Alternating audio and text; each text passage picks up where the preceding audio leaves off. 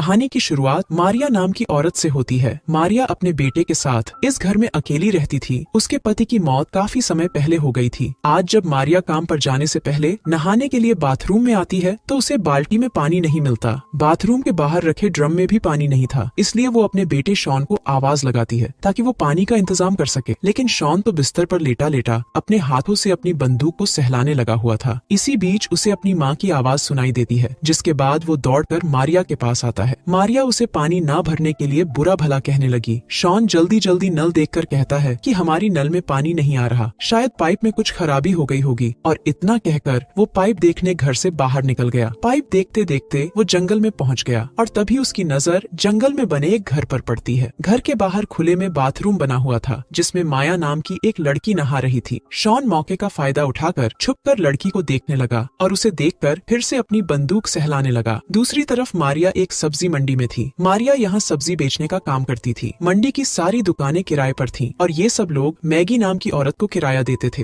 और मैगी इनसे किराया लेकर मंडी के असली मालिक को देती थी। लेकिन परेशानी की बात ये थी कि मैगी इन सभी से किराया लेकर भाग गई थी, जिस कारण मंडी के मालिक ने दुकानदारों को फिर से किराया भरने को कह दिया था। इस मुश्किल से बचने के लिए ये लोग कानून का सहारा लेने का फैसला करते हैं। रात को मारिया शॉन को समझाने लगती है कि अब उसे भी कोई काम देख लेना चाहिए, क्योंकि वो अकेली पूरे घर का खर्च नहीं उठा सकती। लेकिन शॉन उसकी बात की तरफ ज्यादा ध्यान नहीं देता और चुपचाप खाना खाकर अपने कमरे में चला जाता है। काफी रात हो गई थी, मगर शॉन को नींद ही नहीं आ रही थी, क्योंकि उसे बार बार माया की याद आ रही थी। उसके बारे में सोच सोच कर वो फिर से अपनी बंदूक को घिसने लगा। साला शॉन एक नंबर का हरामी लड़का था। वो अगले दिन फिर से माया को देखने पहुंच जाता है। पहले माया नहाती है और फिर अपने पति की मदद करती है। माया के पति का नाम जेम्स था। भले ही जेम्स की टांगे काम नहीं करती थी, लेकिन उसकी बंदूक माया की गुफा में बड़े बड़े धमाके करती थी। दोनों की उम्र में काफी फर्क था, मगर फिर भी माया जेम्स का पूरा ध्यान रखती थी। शॉन भी छुपकर दोनों को देख रहा था। खाना खाने के बाद जेम्स माया को अपने पास बुलाकर अपनी बंदूक दिखाता है, जिसे देखकर माया अपने मुंह का कमाल दिखाने लगी। इन दोनों को मजे करते देख शॉन की भूख भी जाग गई। दूसरी तरफ सभी दुकानदार अपने वकील से बात कर रहे थे ताकि मंडी का मालिक इनसे किराया मांगना बंद कर दे और पुलिस मैगी के खिलाफ कार्रवाई शुरू कर दे। वकील उन्हें बताती है कि हमने केस दर्ज करवा दिया है, अब जल्दी ही सुनवाई भी शुरू हो जाएगी। इस खबर से सभी लोग खुश होते हैं। पूरा दिन काम करने से मारिया काफी थक गई थी, इसलिए वो शॉन से मसाज करवाती है, मगर साले शॉन का ध्यान तो माया में था। आज रात को भी वो माया के बारे में सोच सोच कर अपने हाथ का इस्तेमाल करने लगता है। शॉन की जिस्मानी भूख बढ़ती ही जा रही थी। वो किसी की गुफा में मजे करना चाहता था, लेकिन बेचारे को हाथों से ही काम चलाना पड़ रहा था। अगले दिन बारिश हो रही थी और शॉन बारिश में ही माया को नहाते हुए देखने पहुंच जाता है। उसने अभी हाथ चलाना शुरू ही किया था कि तभी उसका पैर फिसल जाता है और बाथरूम की कमजोर दीवार टूटकर उसके ऊपर गिर जाती है। माया का खूबसूरत बदन देखकर उसके होश उड़ गए थे, जबकि माया एकदम शांत रहती है। माया शॉन को दीवार ठीक करने को कहती है और शॉन उसकी बात मान लेता है। शॉन चुप था, लेकिन जवान शॉन को देखकर माया को कुछ कुछ होने लगा था, जिसके बाद वो शॉन की बंदूक को कुछ बहुत खास दिखाती है। शॉन को पहली बार गुफा मिली थी, जिस कारण वो पूरा जोश दिखा देता है और माया की चीखें निकल जाती हैं। घर के अंदर बैठे जेम्स ने भी माया की चीखें सुन ली थी, इसलिए वो इधर उधर देखने लगा, लेकिन उसे कुछ पता नहीं चलता। आज माया के साथ मजे कर शॉन बेहद खुश था। खाते समय वो अपनी माँ से अच्छी अच्छी बातें करता है, जिन्हें सुनकर मारिया भी खुश हो गई। अगली सुबह माया घर का सामान लेने बाजार में आई हुई थी। जब वो सामान लेकर घर वापस आई तो उसे रसोई की खिड़की के बाहर शॉन दिखाई देता है, जो उसी से मिलने आया था। माया जल्दी जल्दी उसे अंदर बुलाकर उसके साथ शुरू हो जाती है। आज भी उसकी चीखें जेम्स ने सुन ली थी, जिसके बाद वो माया को पुकारते पुकारते रसोई की तरफ बढ़ने लगा। इससे पहले कि जेम्स रसोई के अंदर जाता, माया खुद ही बाहर आ जाती है। जेम्स के पूछने पर वो कहती है कि मेरा मूड बन गया था, इसलिए मैं अपनी झील से खुद ही पानी निकालने की कोशिश कर रही थी। ये सुनकर जेम्स की जिस्मानी भूख जाग जाती है, जिसके बाद वो माया को खाने की टेबल पर बैठाकर अपनी जीभ का कमाल दिखाने लगता है और शॉन मौका देखकर उनके घर से भाग गया। जैसे ही शॉन अपने घर आता है, तभी उसके घर रिया नाम की लड़की आती है। रिया मारिया की सहेली थी और वो उससे ही मिलने आई थी। मारिया इस वक्त घर में नहीं थी, इसलिए शॉन उसे चाय पानी पूछने लगा। शॉन की नई नई जवानी देखकर रिया को भी कुछ कुछ होने लगा और वो शॉन को रिझाने लगी। साले शॉन की बंदूक भी धमाका करने को तैयार थी, इसलिए वो भी जल्दी जल्दी रिया को दबोच लेता है। जैसे ही उन्होंने अपना काम खत्म किया, तभी मारिया आ जाती है, जिसके बाद रिया मारिया से बातें करने लगती है। शॉन की पांचों उंगलियां घी में थीं, कभी माया तो कभी रिया। वो दोनों के साथ पूरे मजे कर रहा था। ऐसे ही एक रात वो माया को देखने उसके घर के बाहर पहुंच जाता है। घर के अंदर माया जेम्स के लिए गर्मा गर्म डांस कर रही थी। कुछ देर मनोरंजन करने के बाद जेम्स वहाँ से चला जाता है और उसके जाते ही शॉन माया के पास आकर उसके साथ शुरू हो जाता है। अगले दिन जेम्स से मिलने उसका वकील जॉन आया हुआ था। जॉन को जेम्स ने ही बुलाया था ताकि अपनी जायदाद माया के नाम कर सके। माया की खूबसूरती देखकर जॉन भी गर्म होने लगा था, लेकिन वो खुद को शांत रखता है। उसके पूछने पर जेम्स बताता है कि माया 22 साल की है। जब वो 12 साल की थी तब एक हादसे में उसके माता पिता की मौत हो गई थी। जेम्स माया के पिता का खास दोस्त था और इस दुनिया में उसके अलावा माया का और कोई नहीं था। दोनों को ही किसी सहारे की जरूरत थी, इसलिए वो दोनों साथ में रहने लगे। कुछ देर बाद शॉन अपने घर में रिया के साथ लगा हुआ था और तभी माया उससे मिलने आ जाती है और वो रिया को वहाँ से जाते हुए देख लेती है। माया ने जब शॉन से इस बारे में पूछना चाहा तो वो उसकी बात को अनसुना कर उसे अपनी बाइक दिखाने लगा। यहाँ पहले वो दोनों जवान का स्वाद चखते हैं और फिर उसके आगे का खेल खेलते हैं। इसके बाद माया उसे अपने और जेम्स के बारे में सब बताती है कि कैसे अनाथ होने के बाद वो उसके साथ रहने लगी। वो ये भी बताती है कि पहले पहले जब जेम्स मेरे साथ जबरदस्ती करता था तो मुझे बहुत दर्द होता था, लेकिन बाद में मुझे वो सब अच्छा लगने लगा। वो जेम्स के साथ मजबूरी में रह रही थी, जबकि उसे शॉन के साथ बेहद अच्छा लगता था। अब तो वो दोनों काफी करीब आ गए थे। दोनों को जब भी मौका मिलता तो दोनों कहीं भी शुरू हो जाते। एक दिन जब वो दोनों मजे कर रहे थे तो जेम्स उन्हें देख लेता है। माया को किसी और के साथ देखकर जेम्स को बहुत बुरा लगा था, इसलिए वो खुद को मारने की कोशिश करने लगा, लेकिन माया के समझाने पर वो शांत हो जाता है। जबकि शॉन अपने घर आ जाता है। घबराहट के कारण वो रास्ते में गिर गया था, इसलिए वो घर आते ही नहाने लगता है और तभी उसकी माँ उसे देख लेती है। अपने बेटे की ऐसी हालत देखकर वो उसे अपनी गर्मी पर काबू रखने को कहती है, लेकिन शॉन उसकी एक नहीं सुनता और अगले दिन फिर से माया के घर पहुंच जाता है। जब वो खिड़की से अंदर देखता है तो उसे माया जेम्स की बाहों में नजर आती है, जिसे देखकर वो समझ गया कि माया जेम्स से अलग नहीं हो सकती। शॉन गुस्से में अपने घर आ गया और चाकू की धार लगाने लगा। इसी बीच रिया उसके पास आती है। वो अपनी आग शांत करवाने आई थी, लेकिन शॉन उस पर गुस्सा करने लगा, जिसके बाद रिया उसे बुरा भला कहकर वहाँ से चली जाती है। कुछ देर बाद रात हो गई, जबकि शॉन माया को पाने के बारे में सोच रहा था। काफी सोचने के बाद वो चाकू लेकर माया के घर पहुँच जाता है और जेम्स का गला काटने लगता है। जेम्स खुद को बचाने की कोशिश करता है और तभी उनका शोर सुनकर माया वहाँ आ जाती है। जेम्स मर चुका था और शॉन उसके पास खड़ा रो रहा था। माया के हाथ में गन थी और वो शॉन पर गोली चलाती है। सुबह जब पुलिस आई तो माया उन्हें बताती है कि मैंने शॉन को कभी नहीं देखा, शायद वो चोरी करने आया था। जेम्स को मारने के बाद वो मुझे भी मारने वाला था, इसलिए मैंने अपनी जान बचाने के लिए उस पर गोली चला दी। शॉन इस वक्त अस्पताल में था और मारिया उसकी हालत देख रो रही थी। शॉन भी बहुत रो रहा था क्योंकि वो जिंदा तो बच गया था, लेकिन जेम्स के कत्ल में उसे जेल जाना पड़ रहा था। दूसरी तरफ माया एक अलग ही अंदाज में नजर आ रही थी, जो इस वक्त जॉन के साथ थी। इसके बाद वकील मारिया और बाकी दुकानदारों को बताता है कि आप सबको इस साल के साथ साथ अगले साल का भी किराया देने की जरूरत नहीं, क्योंकि मैगी आपसे दुगना किराया लेती थी और हमने उसे पकड़कर उससे सारे पैसे वापस ले लिए हैं। असल में मंडी की सारी जगह जेम्स की थी, जो उसकी मौत के बाद माया की हो गई। माया ने लोगों की हमदर्दी पाने के लिए कुछ पैसे भी बांट दिए थे और वो खुद जेम्स की सारी जायदाद बेचकर वकील के साथ दूसरे शहर की तरफ निकल पड़ती है।